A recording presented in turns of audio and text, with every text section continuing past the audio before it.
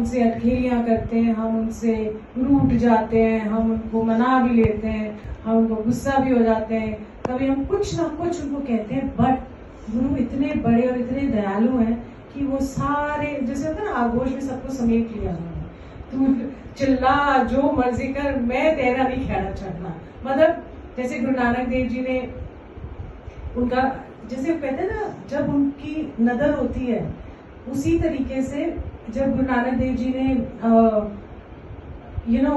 उनकी नजर पड़ी एक उस टाइम पे किसी इंसान पे, तो उन्होंने बोला कि चल मैं तेरे को मुक्ति देता हूँ। तो उन्होंने बोला मुक्ति मुझे नहीं चाहिए, मेरे घर बार है, मेरा ये है, मेरा परिवार है, और बहुत मोह था उसको अपने परिवार से।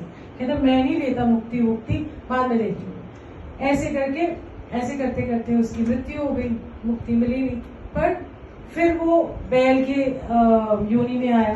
बैल में भी वो उसी परिवार के, जहाँ जो उसका परिवार था, उसी बैल बना रहा, गोल गोल घूमता रहा अपने परिवार के लिए, फिर भी वो काम कर रहा था। फिर गुरु नानक देव जी आए, तब भी उन्होंने बोला कि अब तो ले लें, क्योंकि वो सोल कनेक्शन बनाते हैं ना।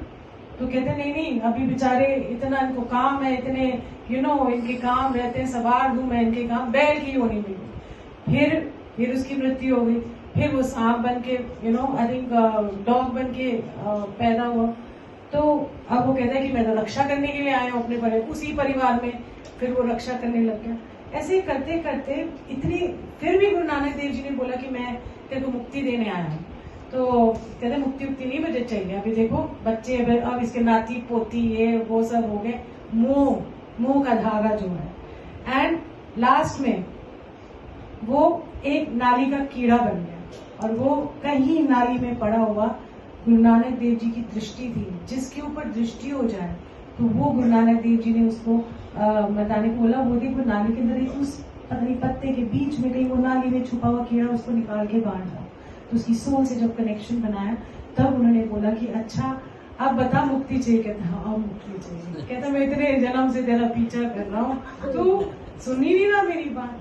तो हम ना समझी में इतने मोह में पड़ जाते हैं कि यही है, पिछले जन्म में हमारे माँ बाप कोई और थे, इस जन्म में माँ बाप कोई और, अगले जन्म में पता नहीं क्या होगा। सो महापुरुषों के जो वचन होते हैं, जो गुरुओं के वचन होते हैं, जैसे गुरु जी कहते थे ट्रांसमाइग्रेशन ऑफ सोल, मतलब आपको वो कर्म का भुगतान करने हर जन्म में आना होता है। और हम बहुत बहुत भागी हैं कि हमें ऐसे गुरु मिले जिन्होंने हमको, जिसको कहते हैं ना,